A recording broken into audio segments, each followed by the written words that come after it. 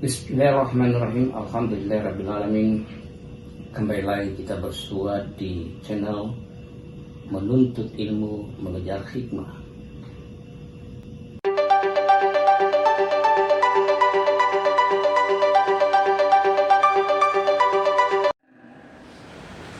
Ya. Tidak logik ya, kita goyang ini jatuh buah kurma. Tapi kalau kita bahasakan itu bahasa Allah ya tidak ada yang lagi jauh. Kalau bahasa Allah, kalau Allah Maha Kuasa, Allah Maha Kuasa suruh yang aneh-aneh. Ya. Kalau memang dia betul-betul kita kasih alasan Maha Kuasa, untuk apa dia goyang? Kenapa dia tidak kasih jatuh sendiri saja kalau memang dia Maha Kuasa? Kasih tumbang itu pohon kurma, kita Maha Kuasa. Jadi goyang pangkal pohon kurma artinya bawa ke atas ini pangkalnya tadi dengan cara menelan, ya. Menelan itu menggugurkan buah kurma yang masak menjadi makanan di mihrabnya Zakaria. Apa itu makanan? Pengetahuan, ilmu hikmah, ilmu hidangan. Yang tadinya kita baca Al-Quran kita tidak tahu apa maksudnya, kerjakan sholatmu sambil baca kitabmu, menelan itu akan menggugurkan buahnya yang matang. Itu buah ini sudah siap dimakan, tidak akan dipikir lagi apa maksudnya ini, ya, tidak perlu dimasak lagi, tapi tetap dicerna, ya, biar sudah masuk, tapi harus dikunyah-kunyah dulu, jangan langsung telan. Tidak seperti es cendol langsung masuk telan, dikunyah-kunyah dulu, dicerna. Oh begini ya, menggugurkan buahnya. Jadi sudah berapa fungsi ini? Diajarkan fungsi menelan. Jadi bukan mengada-ngada, ya, berpraktek dengan dasar pengetahuan. Kalau mengada-ngada, ya, keluar dari sini sudah berhadapan lagi dengan bid'ah. Tidak pernah diajarkan sebelumnya, tidak pernah juga dicontohkan oleh Nabi, tidak pernah juga orang melihat Nabi saknya bergerak. Yang banyak orang lihat itu yang telunjuknya bergerak. Ya, saya melihat Nabi ketika membaca saat itu telunjuknya bergerak. Akhirnya digerak-gerakkan lagi dalam keadaan, ya, tidak juga diluruskan. Padahal ini punya makna. Apa ini Ismail. Kalau Ismail mengerti, ya, pada saat terpancar ini itu harus lurus, tegak lurus. Tidak boleh begini, asyhadu an la ilaha illallah, tidak bisa masuk kalau begini, tidak bisa masuk surga. Harus lurus, asyhadu an la ilaha illallah, ini namanya kuat, ya. Ini mendekati kematian. Kalau dia mati terpancar, tidak langsung begini, tidak. Ada yang perhatikan? Ada yang sempat perhatikan? Kalau sudah terpancar, tidak langsung begini, tidak. Habis mati, terpancar, mulailah lemaskan, dia akan bergerak sendiri. Karena itu fitrah penciptanya manusia, bukan di apa karena tulis di situ. Jangan la ilaha illallah, yang penting itu lurus, tak. Itu yang kelihatan. Jadi syahadat la ilaha illallah, kasih kencang meong nih, ya. Rasakan itu ototnya kuat. Terpancarnya itu melewati kematian, jadi tegang sekali pasti mati. Jadi begitu sudah mati, ya, tidak langsung lemas, enggak. Tidak ada yang perhatikan ini bergerak, ya, pada zamannya Nabi, ya. Tidak ada yang perhatikan. Jadi kalau kita melakukan itu, lalu ada yang melihat, ngada-ngada ini, ngada-ngada bid'ah. Sudah dibahas kemarin, tingkatannya itu yang paling tinggi adalah baca kitabmu, kemudian petunjuk yang bagus itu adalah petunjuk Nabi. Sesudah itu perkataan yang ditambah-tambah, perkataan yang dibuat-buat, itu yang bidah. Orang menghakimi bidah tanpa sadar kita berada pada wilayah bidah. Ya. Tidak puas itu kata-kata firman Allah, kita perlu tambah. Tidak cukup itu perkataannya Nabi, perlu ditambah. Nabi mengatakan setiap manusia terlahir dalam keadaan fitrah, kedua orang tuanya lah menjadikan Yahudi, Nasrani atau Majusi. Seperti ini tidak cukup. Kalau hanya kedua orang tua, tidak mungkin misalnya menjadi Yahudi, Nasrani. Masih ada lagi, apa itu? Lingkungannya. Boleh lagi dia tambah. Yang itu yang disebut bidah, sesat ini nanti. Nah, tambah kalimatnya. Umatnya Bani Israel dilebihkan oleh Allah, ya, umatnya dilebihkan oleh Allah. Sepertinya ini perlu ditambah ini dalam kurung pada masa itu. Artinya dulu, sekarang bukan dari Bani Israel, kita ini yang lebih sekarang.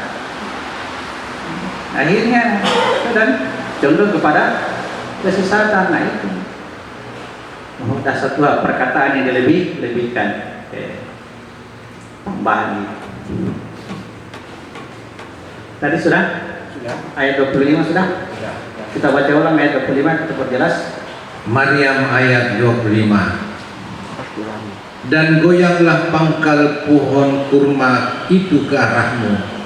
Niscaya pohon itu akan menggugurkan buah kurma yang masak kepadamu. Ya, jatuhnya pengetahuan dari atas ini ke sini, ya, karena dia menelan, sama dengan jatuhnya Isa dari ruh menjadi nur. Mengerti bahasa kalau saya disebut jatuhnya Isa? Apa itu Isa? Firman. Sebentar baru kita jelaskan. Isa adalah firman. Isa adalah ruh. Isa adalah pengetahuan. Ya, pohonnya dikatakan pohon pengetahuan. Sehingga kelahirannya Isa ditandai dengan pohon. Pohon apa namanya? Orang buat tapi tidak paham. Penonton yang paham. Oh, ini maksudnya penonton yang paham. Yang buat sendiri tidak paham. Bertengkar di kerjanya. Sudahlah bertengkar. Kalau ada seperti itu paham, itu bisa ya. Kebenaran kasih begini, apa maksudnya ini, apa maksudnya. Nanti dikasih petunjuk. Ya, tidak usah dipertengkarkan karena semua masing-masing merasa benar. Jadi jatuhnya, saya lagi, jatuhnya buah yang matang itu menunjukkan turunnya Isa dari wilayah ruh menjadi nur. Ya, nur itulah yang akan menerangi kegelapan. Ya, kegelapan pada jasad.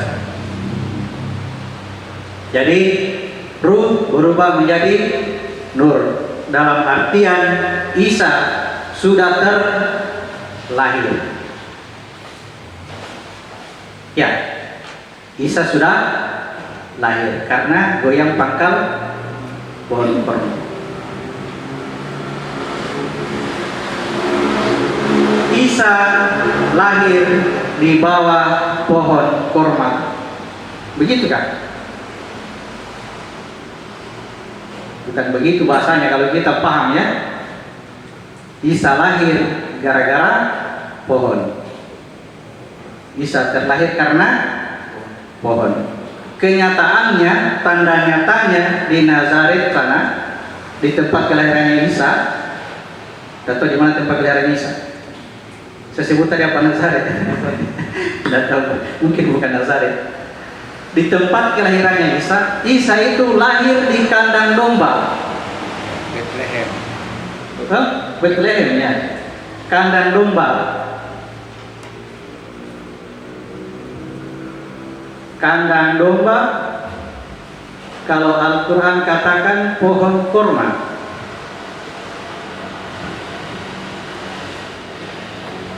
Isa lahir di kandang domba. Apa itu domba? Domba itu apa? Pengganti Ismail.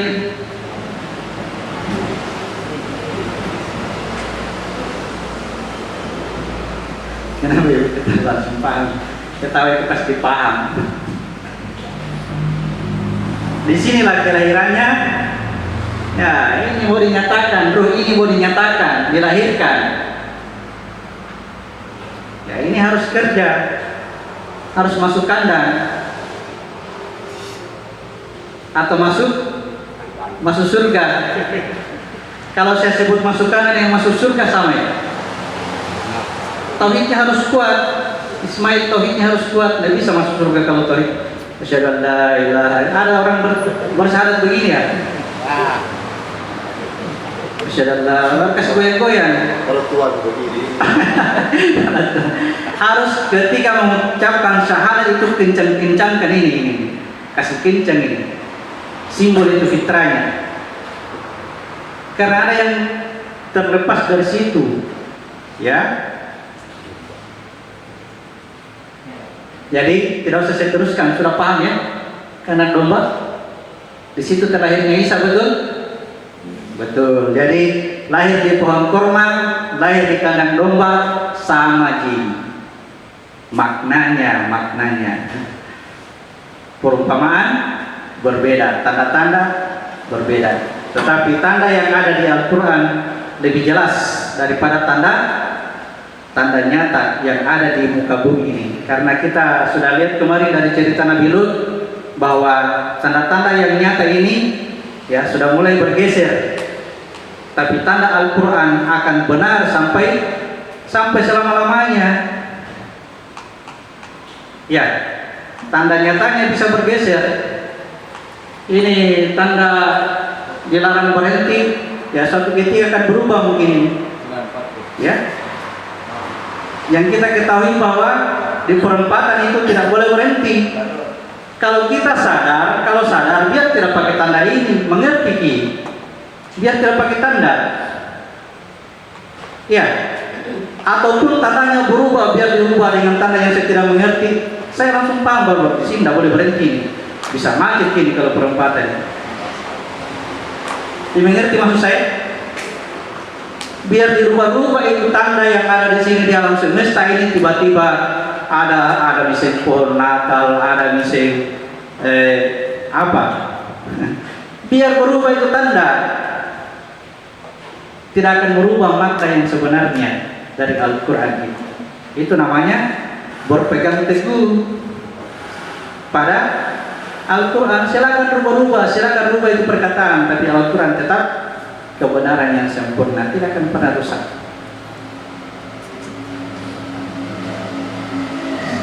Oke, baik. Sampai di mana tadi? Gugurnya buah. Nah, gugurnya buah di situ sama dengan terlahirnya ruh tadi terlahir. Oke.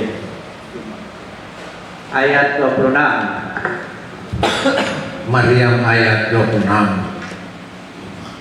Maka makan, minum, dan bersenang hatilah engkau. Jika engkau melihat seseorang, maka katakanlah, sesungguhnya aku telah bernasar berpuasa untuk Tuhan yang Maha Pengasih, maka aku tidak akan berbicara dengan siapapun pada hari ini. Ya.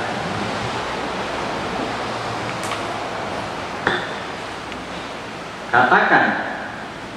Apa perkataannya? Tidak boleh bicara. Saya tidak boleh bicara.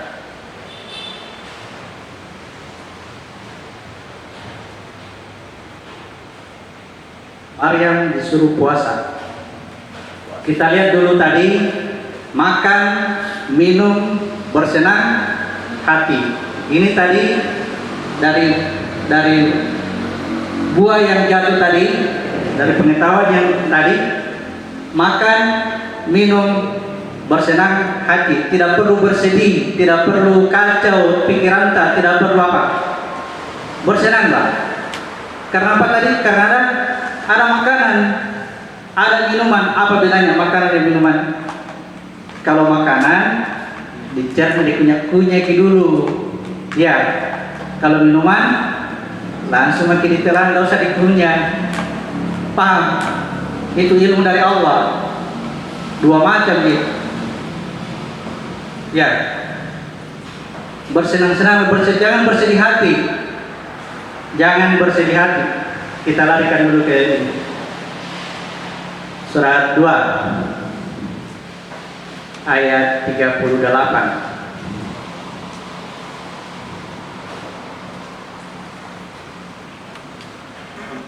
Surat Al-Baqarah ayat 38. Kami berfirman, turunlah kamu semua dari surga.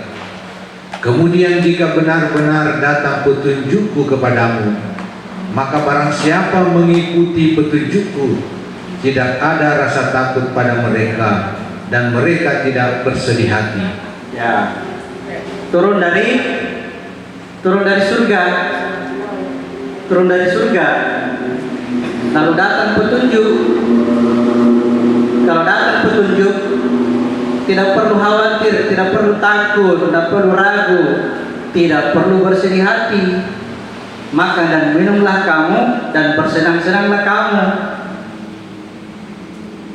Kalau ke Maryam dengan Isa, kalian sudah dapatkan Isa di atas, coba turun lagi ke sini. Ya. Berarti kalau sudah dapatkan rahmat, ya, untuk bisa mendapatkannya, melakukan ini dengan praktek sholat. Nah, jatuh ke sini. Petunjuk. Baca ulang tadi ayat 26. Ayat 26 baca ulang surah 19 ayat 26. Surat 19 ayat 26 dibaca ulang. Maryam ayat 26. Maka makan, minum dan bersenang hatilah engkau. Jika engkau melihat seseorang, maka katakanlah, sesungguhnya aku telah bernasar berpuasa untuk Tuhan yang Maha Pengasih. Maka aku tidak akan berbicara dengan siapapun pada hari ini. Terhadap Maryam diperintahkan untuk berpuasa. Kenapa? Karena ya, ada Isa. Maryam puasa. Maryam harus berpuasa. Dikatakan kepadanya, kalau ada orang yang bertanya kepadamu, katakan. Ini perintah ya. Katakan. Katakan. Hari ini saya tidak boleh bicara. Bagaimana kira-kira prakteknya?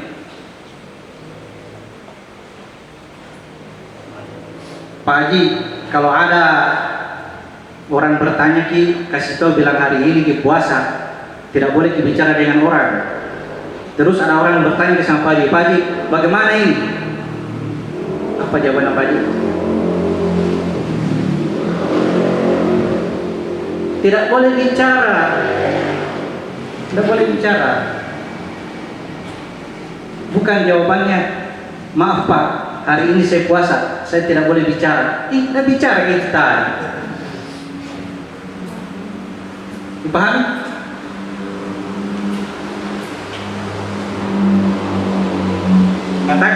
Katakan. Jadi perintah katakan kul di dalam Al-Quran itu bukan disuruh ngomong. Qul amana billahi wa malaikatihi wa kutubihi wa rusulihi. Katakanlah, aku beriman kepada Allah, malaikatnya, kitabnya, rasulnya.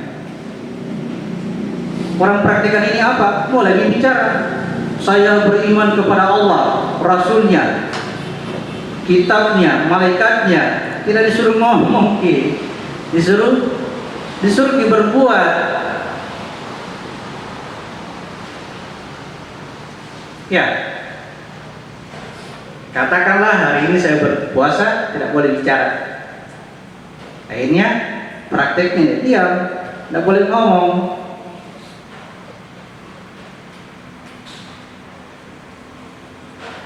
Sah? Jadi ketika Maryam diam,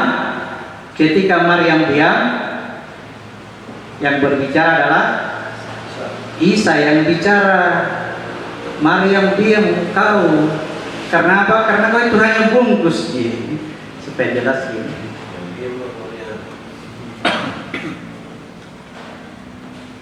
Ya.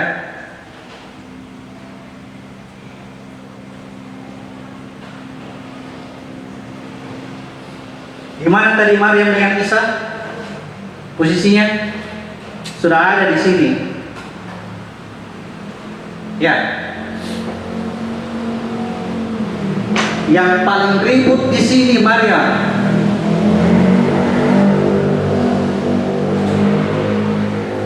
Yang paling ribut. Pernah ketemu orang yang paling ribut di dalam ini? Pernah ketemu orang paling ribut? Nah, ganggu itu tidur, tak ganggu itu tidur. Bicara terus. Nah, cerita semua pengalamannya. Oh, tadi begini, mulai ceritakan sih. Maryam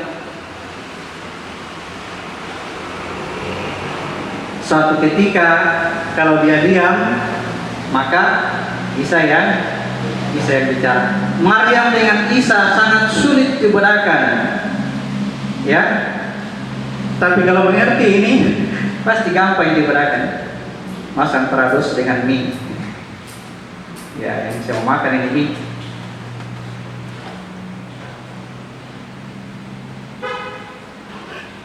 Sah? Kita larikan surat 19 ayat 35-36. Surat 19 ayat 35. Coba kita baca 35 dan 35. Surat 19 ayat 35. Maryam ayat 35. Tidak patut bagi Allah mempunyai anak. Ayat 34. Ayat 34. Itulah Isa putra. Ya. Surat 19 ayat 34. Surat Maryam ayat 34. Itulah Isa putra Maryam yang mengatakan perkataan yang benar yang mereka ragukan kebenarannya. Ya. Setiap Isa berkata, perkataannya adalah al-haq, kebenaran. Setiap Isa berkata, setiap Isa berkata, perkataannya adalah kebenaran. Yang menghalangi Isa berkata adalah Maryam yang tidak mau berpuasa, yang tidak mau tahan diri.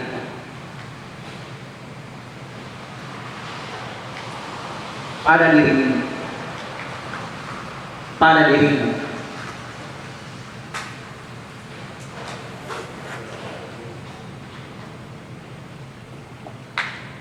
Ayo, lihat ke diri masing-masing. Apa itu agama? Agama itu adalah ributnya itu Maria menjelaskan, ribut sekali itu menjelaskan. Kenapa? Wah, saya sudah tahu semua ilmunya. Mau bertanya apa? Ya, cobanya dia bisa ditenangkan, bisa yang berbicara, maka setiap perkataannya itu adalah kebenaran. Setiap perkataannya itu adalah firman. Setiap perkataannya adalah Al-Quran, dan bukan hanya tulisannya, hakikat atau hikmah. Bisa dipahami? Hakikat atau hikmah. Jadi dalam diri kita ini, ya, dengarkanlah suara-suara itu. Kenalilah suara yang paling luar itu adalah suaranya Maryam. Maka ikuti rumus la ilaha illallah, tidak ada Tuhan selain Allah. Ditolak dulu, dipuasakan dulu, ditahan dulu, tahan. Biarkan Isa bicara. Bagaimana caranya supaya Isa bicara? Pokoknya kalau sudah yakin bilang Isa Isa bicara tahan saja, tahan. Jangan sampai kita tertipu dan pikir tahu Isa bicara, ternyata Maryam.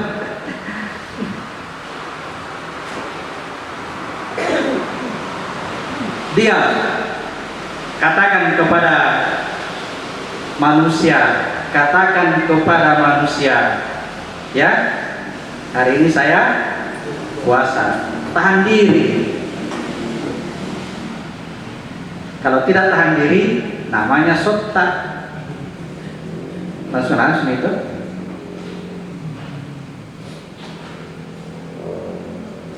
Kalau selama sotak, tidak bisa kini bicara.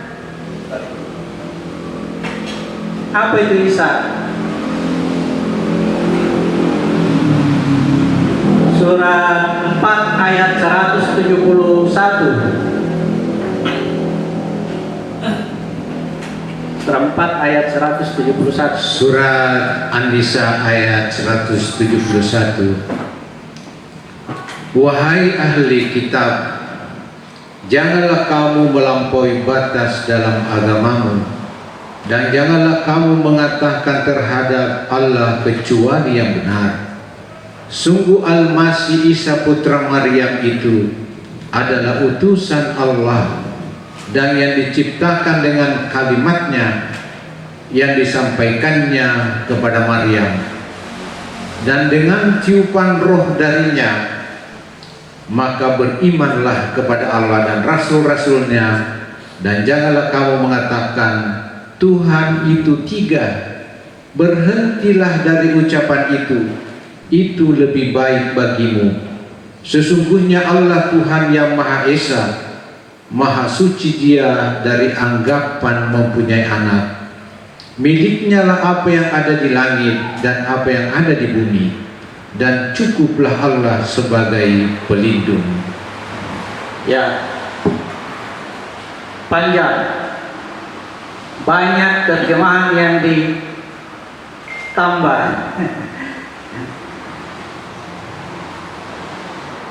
Ya.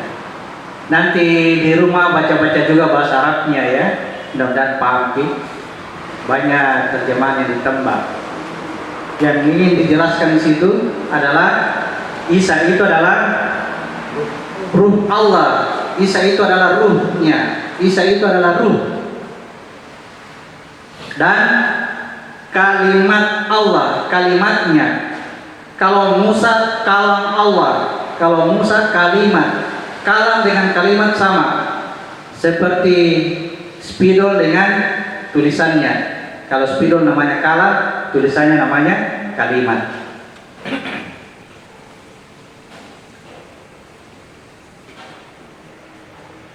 Isa adalah ruh dan kalimat Allah. Wa kadzalika auhayna ilaika ruhan. Demikianlah aku wahyukan kepadamu ruh. Ruh ini siapa? Isa. Kutiupkan wa nafaktu fihi min ruh. Aku tiupkan sebagian dari rohku. Roh ini siapa? Isa. Jadi ruh yang masuk ke dalam diri kita dengan ruh yang diwahyukan itu adalah satu. Ya, ruh yang ada dalam diri kita dengan ruh yang diwahyukan adalah satu. Maka ketika ruh di dalam diri kita ini bekerja, lalu dia membaca wahyu firman Tuhan, pasti paham. Diri nak baca, masa tidak tahu.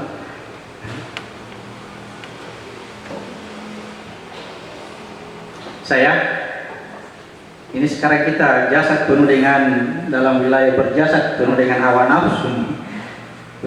nafsu, ya, yang tadinya jasad sebagai masalah, sebagai seakan-akan musibah, lembah dosa, ya, dengan keadaan seperti ini, karena tugas kita adalah tugas mulia.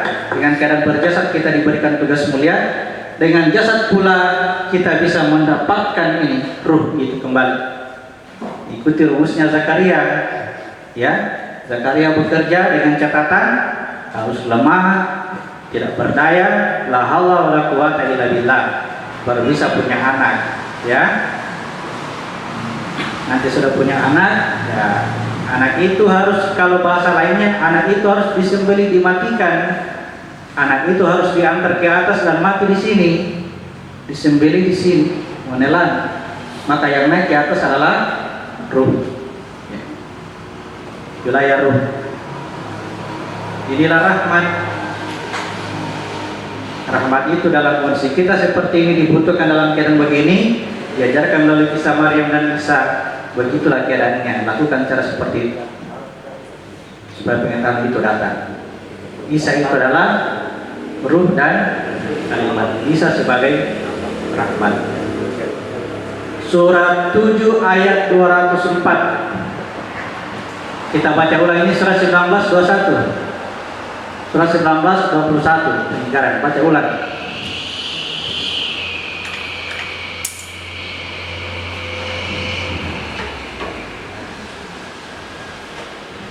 Surat 19 ayat 21.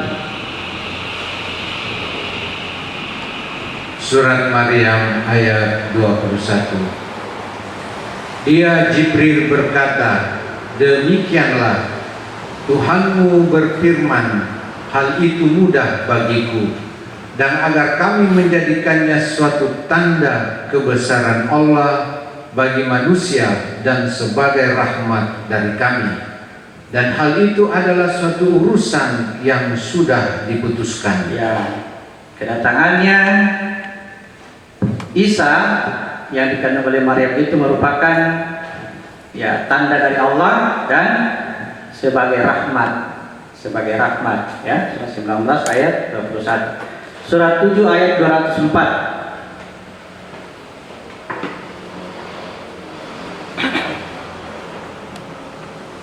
Surat Al-A'raf ayat 204. Dan apabila dibacakan Al-Quran, maka dengarkanlah dan diamlah, agar kamu mendapat rahmat. Ya. Surat 7 ayat 204. Apabila dibacakan Al-Quran, maka diamlah, berpuasalah, jangan banyak ngomong lah. Supaya Isa bicara, supaya kamu dapat rahmat, gitu maksudnya. Supaya kamu bisa paham.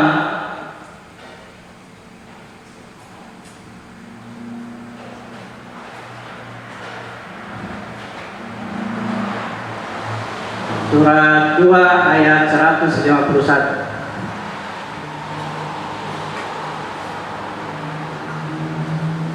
Siapa yang bacakan Al-Quran? Itu pertanyaannya. Apabila dibacakan Al-Quran, dia tenang, ya, supaya kamu mendapatkan rahmat. Kalau kita prakteknya sekarang, kalau ada taziah atau ada ceramah, pembacaan ayat-ayat suci Al-Quran diharapkan kepada hadirin untuk segera diam dan duduk di tempat supaya kita mendapat rahmat. Ya, kalau ini tidak, lain caranya dia. Ya, sudah tahu tadi Maryam bagaimana disuruh diam? Ya, apabila dibacakan Al-Quran diam. Sekarang pertanyaan, siapa yang bacakan Al-Quran? Ya, surat 2 ayat 151. Surat Al-Baqarah ayat 151. Sebagaimana kami telah mengutus kepadamu seorang Rasul Muhammad dari kalangan kamu yang membacakan ayat-ayat kami, menyucikan kamu dan mengajarkan kepadamu kitab Al-Quran dan hikmah atau sunnah, serta mengajarkan apa yang belum kamu ketahui. Demikianlah sebagaimana kami telah mengutus kepadamu Rasul yang membacakan kepadamu kitab dan hikmah. Jadi yang bacakan kitab siapa? Rasul.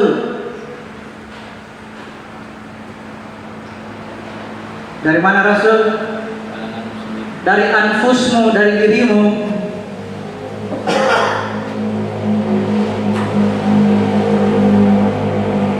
Bisa? Sebenarnya ini kalau kita pahami ini semua ini, sebetulnya fasilitas semua sudah ada. Iya. Sudah ada semua fasilitas itu.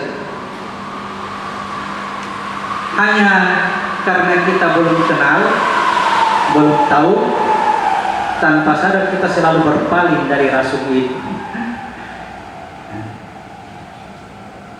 Dia membacakan kepadamu kitab hikmah. Tugas lainnya mensucikan kamu. Apa maksudnya mensucikan? Melepaskan kamu dari ikatan dosa ini, lembah dosa ini. Lepas dari sini baru dikatakan suci. Awalnya manusia adalah fitrah, suci. Kullu mauludin yuladuna alal fitrah, suci. Di sini maksudnya suci. Bukan terlahir sebagai bayi dikatakan bayi yang suci, bukan. Kalau sudah bayi sudah jatuh di lembah dosa namanya. Tinggal tunggu akil balik. Kalau sudah akil balik dia harus mempertanggungjawabkan ini semua apa yang ada pada diri. Kalau tidak akil balik, belum sampai akarnya, tidak ada pertanggungjawaban. Kenapa? Belum datang Rasul kepadanya. Yang sudah datang Rasul kepadanya, awas bertanggung jawab. Maka semua yang lengkap di sini di akhirat itu cacat. Yang lengkap di sini di akhirat cacat. Maka yang harus dilakukan adalah bertobat. Caranya bertobat, sedekahkan semua, kembalikan semua itu yang kuambil. Kembalikan itu pinjamanmu, itu utangmu, bayar semua. Utangmu. Bayar semua. Mengerti maksudnya utang? Pinjamanmu ini. Udah bayar utang bahaya. Serahkan, kembalikan ke Allah. Caranya nyatakan asma Allah yang sanggup dia lakukan, yang tidak sanggup tidak dituntut, yang sanggup yang dia mampu lakukan. Alhamdulillahi Rabbil Alamin. Hanya perkataan inilah yang pantas kami ucapkan.